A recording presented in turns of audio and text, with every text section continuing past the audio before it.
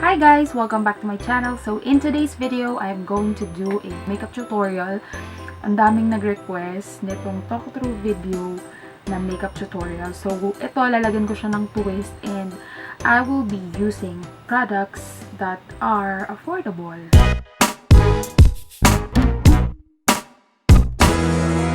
Micellar water from Maybelline para burahin ang aking mga chismis sa face.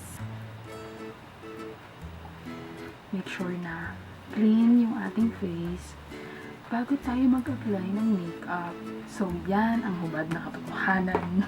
Ang gagamitin kong foundation for today is this one from e.l.f. This is the moisturizing foundation stick. Sobrang nitong video ko. On the spot. How it looks like. Actually, this is going to be a first impression na rin ng na to, ng foundation. Kasi first time ko tong gagamitin. Kakabili ko lang na to. So, yun. O, yun. Alrighty. So, kamay yung gagamitin ko for today. Ano na coverage niya? Actually, kaya lang parang ang puti niya sa akin, ano? Dun sa pinagpilian kong shade. Parang ito na yung pinaka close sa skin tone ko. Sana mag-adjust pa siya sa skin ko kasi parang ang puti niya. So, next step, i-set ko yung aking face nitong Essence All About Matte. Nakikita na yung aking mga chismis. Ayan. Na-reveal na sila ulit. Kasi, for everyday makeup, ayoko ng sobrang made up or basta ayoko ng masyadong plakadong-plakadong yung tsura. Ayan, ang puti ko na. Feeling ko kasi hindi na masyadong uso ngayon yung sobrang guhit na guhit yung kilay and super defined. Ginagawa ko ngayon is more on parang feathery brows. Punta ka lang sa labas, tapos masyadong plakadong-plakado yung kilay mo na guhit na guhit. Parang, basta, hindi ko siya masyadong bet na ngayon. Siguro ako gagawin ko yung super defined na kilay kung mayroon akong special occasion na pupuntahan. Sobrang time consuming niya. So, ang ginagawa ko is I just use this eyebrow gel from Fashion 21. Ganyan. Binabrush up ko lang siya dyan sa aking kilay. Ganyan. Carefully, parang dinodrawing ko na din yung shape ng aking brows. Ganyan. Diba? Ganyan ang ginagawa ko. Tapos, yung dito sa may bandang pataas. Para yung mga buhok. Parang pataas yung direction din ng buhok. Diba? Effortless. Tawag dito. Q-tip or cotton buds. Ayan. Lilinisin ko yung edge. Mga lagpas-lagpas. Para kahit paano naman presentable naman siya tignan. Diba? Hindi naman siya mukhang bakekang. Diba? Ayan. So, yan. Tapos, hindi ito medyo i-fade out nyo yan para natural looking talaga. Yan, dinagyan ko ng foundation. Ayoko ng concealer, guys. Kasi na-disturb niya yung foundation. Nilagay ko kanina. Parang namumuo siya. So, ito for contour. So, ito yung ginagamit ko, yung EB Advanced na palette. Tapos may kasama siyang brush. Contour powder. So, ito na yung gagamitin ko and para din for the sake of the people na walang mga brushes, diba? Para makarelate sila. Pero kung may mga brushes naman kayo dyan for contour, yun na yung gamitin nyo, guys. Hindi lang pahirapan yung inyong mga sarili. Yan. For the sake lang ng mga iba dyan na walang contour brush, ito na lang yung gamitin nyo. Pwede naman. Sobrang kapal ng foundation mo for everyday. Parang pag may special occasion na, alam mo yun, parang wala nang kinaiba. For me, for everyday look lang, ganito. For the blush, ginagamit ko rin itong shade na to. Sobrang ganda niya, guys. Itong shade pala nito is Baked Fig yata. Baked Fig. Yun yung shade nitong palette na to. So, ang ganda nito. So, ito na rin yung ginagamit kong brush for blush on.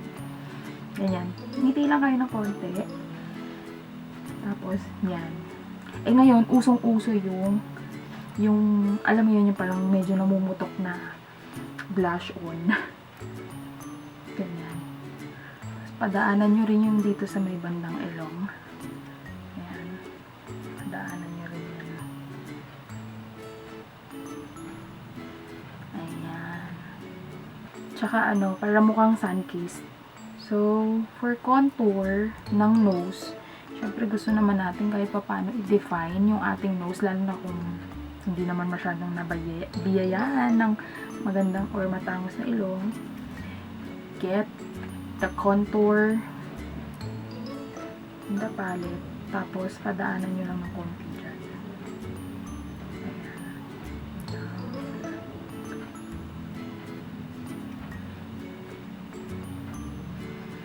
Kahit paano nagkaroon na ng tangos yung ating ilong. Tapos, para mas malalong ma-emphasize, kunyari, bridge ng ating nose, kuha kayo ng powder na white, ilagay nyo dun sa taas. Yan. Para tumakas siya lalo tingnan. Lalo ay na parang umutakas na yun. So, sa eyeshadow, hindi rin ako masyadong naglalagay, guys. So, contour powder lang ulit. Ano nyo lang, define nyo lang ng konti yung inyong crease. Yan.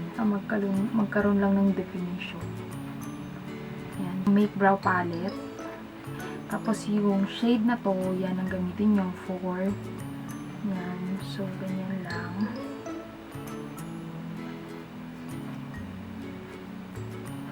Yan. So, yung nasa gitna, gamitin nyo ulit sa edge. Yan. Ganyan lang. Gamitin nyo ulit yung brush na to at gamitin nyo siya pang blending niya. Yan. Simple lang, diba? Meron dito kasamang highlight dito sa palette. So, yan na yung gagamitin ko kasi hindi ako pwedeng gumamit ng mamahalin na mga highlighter. Pero pwede na yan. Basta yung may kinang, pwede na yan. Dito nyo nilagay siya sa top of your cheeks. Yan. Ilaw. Back. Not necessarily. Dapat ano lang. Very, very light lang. Yung ilagay nyo, guys. Lalo na kung araw. Diba? And then next, of course, ang dami. Sorry guys, ang dami ng mga tumitilaok na manok. And may nag-a-alarm pa. So, hindi ko alam bakit may nag-a-alarm. Excuse that guys, hindi ko siya alam kung paano ko siya papatayin. Hindi kasi sa akin yun. Oh my god. Okay, so next is to curl your lashes. Ganyan, 1, 2, 3, 4, 5. And then, bring it upwards. Para ma-lift. Okay, the Hyper Curl Volume Express, wala pa rin tatalo sa kanya. So, na-discuss ko or na-mention ko to sa aking best and worst products for me. Meron akong video niyan. If hindi nyo pa siya napapanood, please go ahead and watch it. Make sure na nalalagyan nyo lahat mula roots paakyat. And make sure na yung dulo, yung dito sa may bandang part, importante yan, malagyan yan dapat. Para mag-flick siya papunta doon.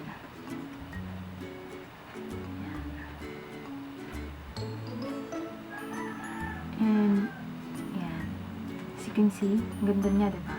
Itong lashes, yan yung nagbibigay ng difference sa look. So, make sure na gumamit kayo ng magandang mascara para pack.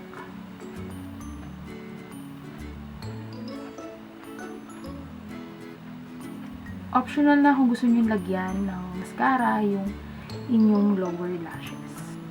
Pero ngayon, feel ko siyang lagyan. And then, Kaya pag naglalagay tayo ng mascara, gumaganda, no? Of course, on the other side as well. There you go. Kung may mga lumagpas na mascara, get a Q-tip again and just clean it up. Kuha ako ng highlighter. Lalagay ko siya dun sa aking inner tear ducts. Yan. Para lang ma-open up yung eyes ko. Ganyan. Tak. Tak. Kunin nyo yung ito. And ilagay nyo yun dun sa inyong lower lashes. Para lang ma-define ng konti yung eyes. Simply Matte Lipstick from Detail Makeover. This is in the shade Beachy. So, this is what I'm going to do. Ito yung itsura niya. It's actually a dark red. Pero ang gagawin ko sa kanya is just apply it on the center. Red out ko lang siya. Yan ang gusto ko for just an everyday makeup look, go-to look.